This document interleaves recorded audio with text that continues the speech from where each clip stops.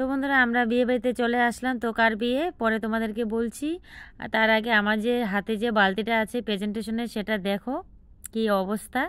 তো যেহেতু বাড়ি থেকে বাইকে চলে আসছি বিয়ে বাড়িতে, তার জন্য বালতির এই অবস্থা। তো কাগজ যা ছিল ছিঁড়ে ছিঁড়ে সব উড়ে গেছে আর কি। যেটুকু কাগজ ছিল ওটুকু কাগজ আমি ছিঁড়ে আবার বালতির ভিতরে ঢুকিয়ে রেখেছি। তো নাহলে খারাপ দেখা যায়, মনে হয় বাড়ির পুরনো বালতি এনেছি। তার জন্য আমি ভাবছি না, কাগজগুলো যদি ভিতরে থাকে তো বলবে না নতুন বালতি দিয়েছে। তো আশীর্বাদ আমার দেওয়া হয়ে গেল। তো আমাকে কেমন লাগছে আর কি অবশ্যই কমেন্ট করে জানাবে। দেখো আমরা কে কে আসছি। তো আমার ভাসুর দাদা আর কি, তো তার ছেলে ভাইস্তা, আর আমার দুই ছেলে, তোমাদের দাদা আর আমি। তো এখানে দেখো যেহেতু বাইকে আসছি তো চুলগুলো একদম এলোমেলো হয়ে গেছে আর কি। কী আর করবো, তার জন্য ক্যামেরা চালু করেই আমি মুখটা একটু দেখলাম।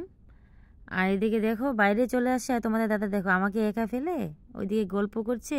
আর এখন চলে আসলাম আমরা খাওয়ার প্যান্ডেলে। তো এদিকে দেখো বসে পড়েছি। তো তিন ছেলেকে নিয়ে আর কি দাদা বসেছে এক টেবিলে, আর তোমাদের দাদার আমি এক টেবিলে বসেছি। আর কার বিয়েতে আসছি জানো? ভাসুরের মেয়ের বিয়েতে আর কি। তো আমি প্রথমবার আসলাম, চিনি না আমি, তো তোমাদের দাদার আত্মীয় আর কি। তো দেখো এত ভিড় আর কি বলার মতো না।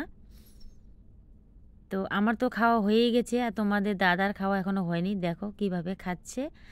তো আমি বলছি তাড়াতাড়ি ওঠো, লোক আসছে অনেক, বসবে খাওয়ার জন্য। আর তোমাদের দাদা দেখো আমাকে খেপানোর জন্য বারবার করে থালাটাই চাটছে আর কি, আঙুলগুলো চাটছে।